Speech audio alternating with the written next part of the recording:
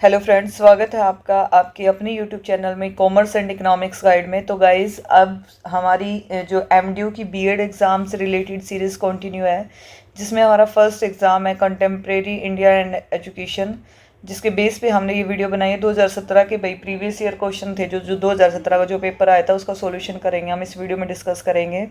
I hope आपको video पसंद आएगी, तो भाई इस वीडियो को ध्यान से देखना है। इसी तरह हम सारे मतलब जितने जो भी अभी तक जितने भी एग्ज़ाम हुए हैं सभी की वीडियो बनाएंगे जो आपको पसंद आएगी, ठीक है। और इसी के बेस पे क्वेश्चन आते हैं। तो फर्स्ट क्वेश्चन हमारा रहने वाला है भाई, शिक्षा की समवर्ती स्थिति, हिंदी इंग्लिश दोनों में रहेंगे। पेपर आप स्क्रीनशॉट ले सकते हैं अगर आपको ये नोट्स चाहिए तो, ठीक है। और भाई इंग्लिश वाले भी समझ सकता है और हिंदी में मैं बाइलिंगुअल कराऊंगी ताकि आपको समझ में आ जाए, ठीक है।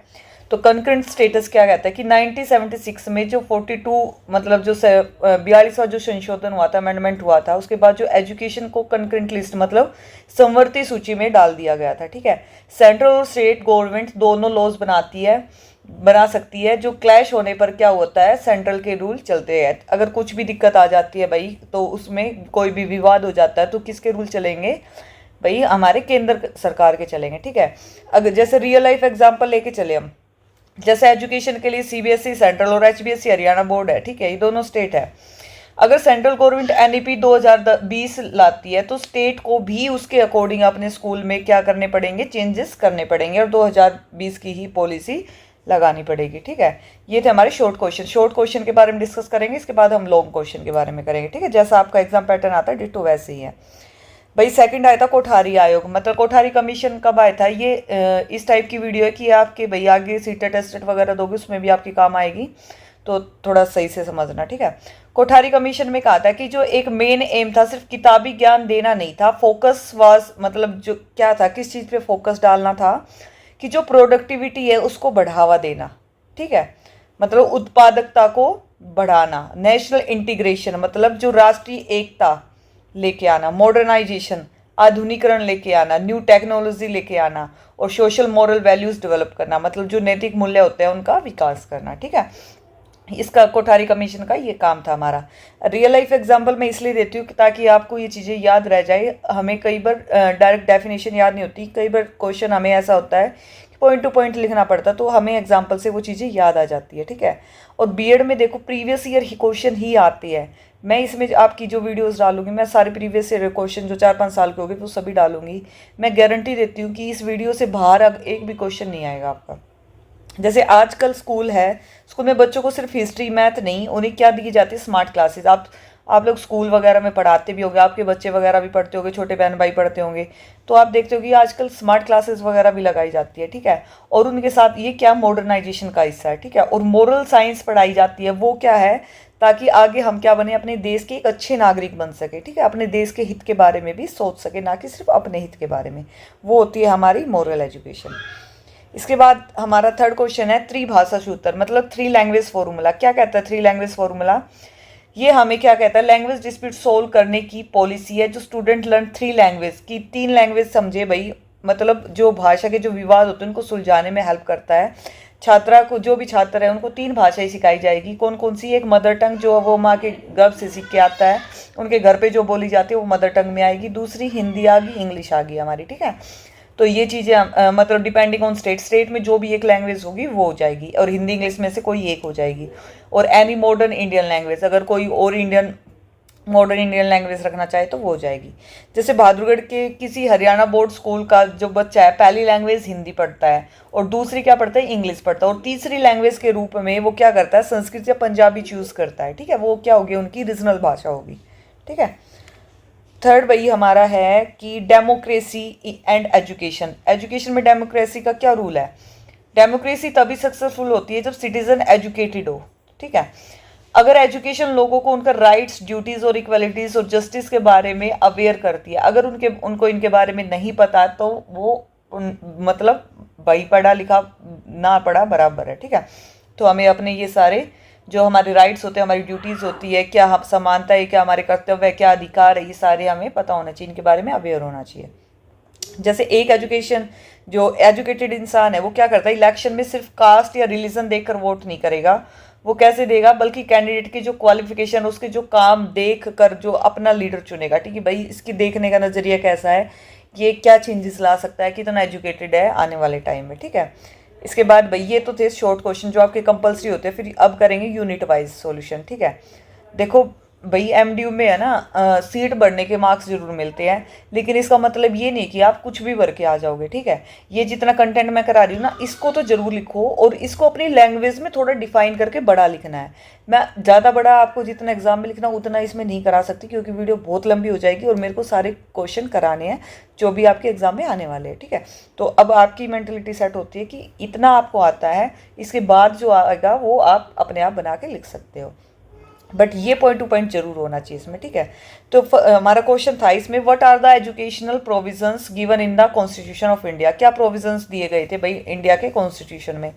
तो भाई हमारा अनुच्छेद जो 21A कहता है कि 6 से 14 वर्ष के जो बच्चे हैं उनको क्या दी जाएगी, बिल्कुल फ्री एजुकेशन दी जाएगी। ठीक है, आर्टिकल 45 में कहा गया कि जो 6 वर्ष से कम के बच्चों की क्या करनी है, देखभाल करनी है। और जो 46 में क्या कहा गया है कि जो SC ST और कमजोर वर्ग है उनको भी क्या करना है, उन्हें प्रमोट करना है एजुकेशन के लिए कि वो भी पढ़े आके। ठीक है, तो ये कौन था, ये हमारा मतलब कॉन्स्टिट्यूशन ऑफ इंडिया का ये प्रोविजन लेके आया था। इसके बाद था जैसे RT एक्ट आर्टिकल 21A के अंडर वीक फैमिली का बच्चा गवर्नमेंट स्कूल में फ्री पढ़ाई, यूनिफॉर्म और मिड डे मील, मतलब मिड डे मील का पाता है आके। ठीक है, उसे मिड डे मील वगैरह मिल जाती है, फ्री पढ़ाई मिल जाती है, यूनिफॉर्म मिल जाती है, बैग वगैरह मिल जाते हैं, बुक्स मिल जाती है। तो छोटे बच्चों को आंगनवाड़ी भेज दो, वहाँ पे ये आर्टिकल 45 में आता है, उनको आंगनवाड़ी में सब मिल जाता है। ठीक है, तो ये सब क्या है, RTE एक्ट आर्टिकल 21A के अंतर्गत आता है, जो कि हमारे इंडियन कॉन्स्टिट्यूशन का प्रोविजन है। थर्ड क्वेश्चन आता है, explain the role of education in the empowerment of deprived section. तो भाई जैसे शिक्षा से वंचित वर्ग के लोग, जैसे भाई SC ST की महिलाएं थी, पहले लोग सोचते थे नीची जाति के लोग हैं उनको पढ़ने के लिए आगे जागरूक ही नहीं करते थे। ठीक है, लेकिन एक संविधान अधिकार आने लगा, जब संवैधानिक अधिकार आया, उनका एजुकेशन राइट्स आए, तो क्या किया गया, मतलब एजुकेशन है, कॉन्स्टिट्यूशन राइट जो है वो बताएगा उनके बारे उनको, और जो इकोनॉमिक इंडिपेंडेंस देता है उनको, मतलब भाई स्वतंत्रता देता है कि आप समाज में सबके समान हैं, आप अलग नहीं हैं, आप SC ST का कोई रूल नहीं है, आप सबके समान हैं, जो बाकी समाज को जो हक है वो सारे हक आपको भी है। ठीक है, तो सोसाइटी में इक्वल स्टेटस दिलाता है ये। जैसे पहले लड़कियों को आगे बढ़ने नहीं दिया जाता था, पढ़ने के लिए भी नहीं भेजा जाता, किसी चीज़ में आगे भी नहीं बढ़ने दिया जाता था। आज हायर एजुकेशन से वही लड़कियाँ HSC CT क्लियर करके अकाउंटेंट या सुपरवाइजर की जॉब ले रही है, या फिर IAS UPSC HSC HCS वगैरह बहुत अच्छी अच्छी मतलब भाई पोस्ट पे वो है। ठीक है, बहुत अच्छी पोस्ट हासिल करके बैठी है। तो ये सब किसके कारण हो पाया है, जब उन्हें जागरूकता मिली एजुकेशन के अंतर्गत उन्हें, और इंडिपेंडेंट समझाया गया कि आप इंडिपेंडेंट हो।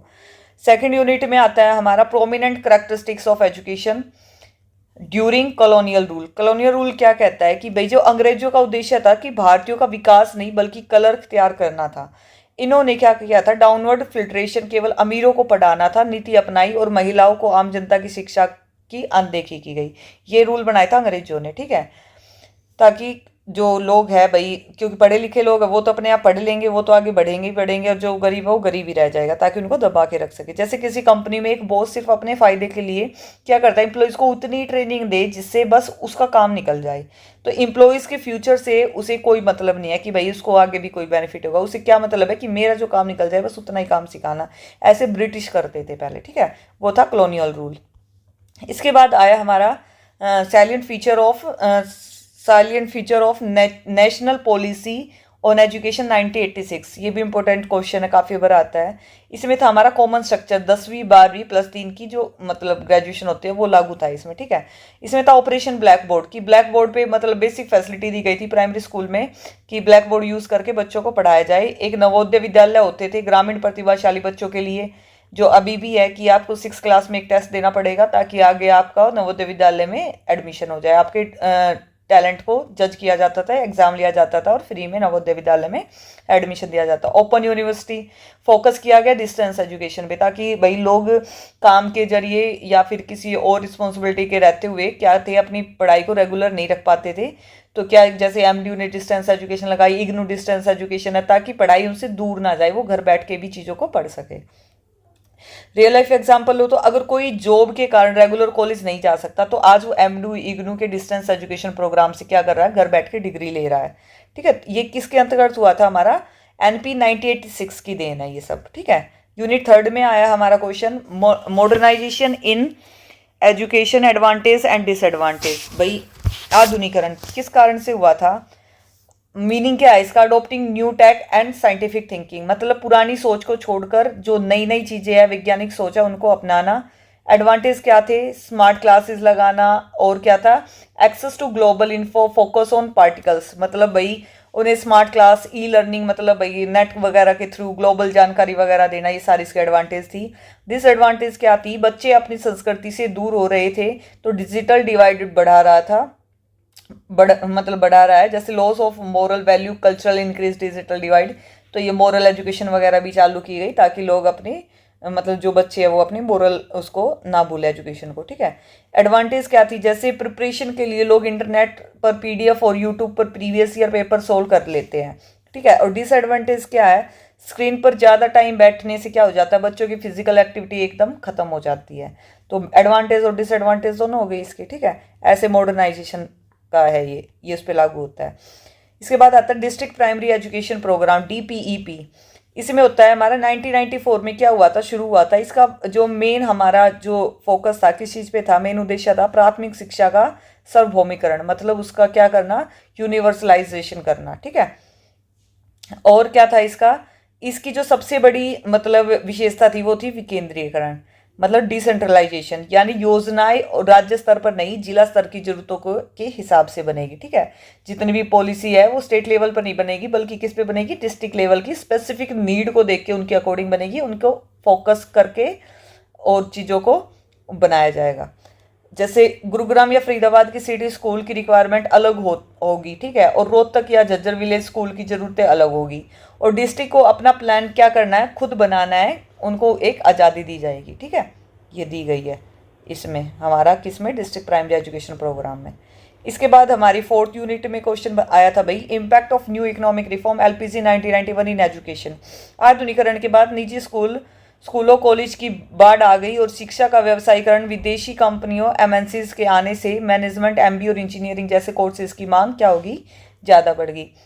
इससे पहले लोगों को इनके बारे में इतना पता नहीं था, लेकिन जब से 1991 एलपीजी आया हमारा, तो क्या हो गया, जो प्राइवेट स्कूल है उनमें डिमांड बढ़ गई, कॉलेज में जो थे ओपन रैपिडली कमर्शलाइजेशन एजुकेशन आ गई, एमएनसीज वगैरह में इनकी डिमांड बढ़ने लगी, आईटी सेक्टर में डिमांड बढ़ने लगी, तो लोगों ने एमबीए वगैरह करना, आईटी सेक्टर में बीटेक वगैरह करना स्टार्ट कर दिया। ठीक है, जैसे 1990 से पहले लोग बीए बीकॉम करके क्या करते थे, सरकारी जॉब ढूंढते थे। 1991 के बाद क्या हुआ, हर शहर में क्या हो गया, प्राइवेट बीटेक एमबीए कॉलेज खुल गए, क्योंकि एमएनसीज में क्या चाहिए, टेक्निकल जॉब चाहिए, जो इन चीज़ों से एमबीए करने से और बीटेक करने से मिलती है हमें। ठीक है भाई, 9th क्वेश्चन था हमारा, एजुकेशन फॉर टेक्नोलॉजिकल एम्पावरमेंट, मतलब छात्रों को आधुनिक तकनीक, कंप्यूटर, इंटरनेट, एआई, कोडिंग सिखाना ताकि वे भविष्य की चुनौतियों को क्या करें, नौकरी के लिए तैयार हो सके। ठीक है, मतलब उनका जो फ्यूचर बेस्ड पे जो टेक्नोलॉजी जो रेडी की गई है आज के टाइम में, सबसे ज़्यादा डिमांड किसकी है, इंटरनेट की है, एआई की है, कोडिंग की है, कंप्यूटर की है। तो इसके अकॉर्डिंग उन्हें भाई एजुकेशन देना जिस चीज़ की डिमांड है। आज छोटे जो इन्फेंट्स है के लिए क्या है, बेबी लैपटॉप आते हैं, और स्कूल लेवल पर ही बच्चे क्या करते हैं, स्मार्ट क्लासेस पे क्या कोडिंग वगैरह सिखाई जा रही है, ताकि क्या करे वो टैक्स हैवी बने, ताकि उन्हें भाई जो भी टैक्स रिलेटेड सारी इन्फॉर्मेशन मिले, और आने वाले टाइम में जैसे जो डिमांड बढ़ती जा रही है एआई की, कोडिंग की, कंप्यूटर की, इंटरनेट की, वहाँ पे अपनी स्किल्स को यूज़ कर सके। ठीक है, इसके बाद आता है हमारा reservation as an egalitarian policy. इसमें होता है भाई जो भी हमारे जैसे आरक्षण कोई खैरात नहीं, बल्कि उन पिछड़े वर्गों एससी एसटी ओबीसी की बाकी समाज के बराबर लेवल प्लेइंग फील्ड लाने की कानूनी तरीका, जिन्हें सदियों से शिक्षा से दूर रखा गया था। भाई पहले एससी एसटी ओबीसी के लोग ऐसे थे कि वो पढ़ नहीं पाते थे, उनको हमेशा दबा के रखा जाता था। ठीक है, तो एक कानून बनाया गया ताकि सबके बराबर ला सके, और भाई ये कोई ऐसी खैरात में नहीं मिला हुआ, सबके बराबर अधिकार दिलाने के लिए ये रिजर्वेशन लाया गया था। जैसे अगर 100 में रेस में किसी को 50 मीटर पीछे से दौड़ने को कहा जाए, तो क्या वो रेस नहीं जीतेगा। रिजर्वेशन क्या था, उस पिछड़े हुए इंसान को स्टार्टिंग लाइन पर सबके बराबर लाने का काम करता है, चाहे वो भाई कोई भी एग्जाम हो, HSSC का हो, SSC का हो, बैंक का हो, टीचिंग का हो, ठीक है, कोई भी भर्ती हो उसके लिए। तो ये थे भाई हमारे क्वेश्चन 2017 के थे ये।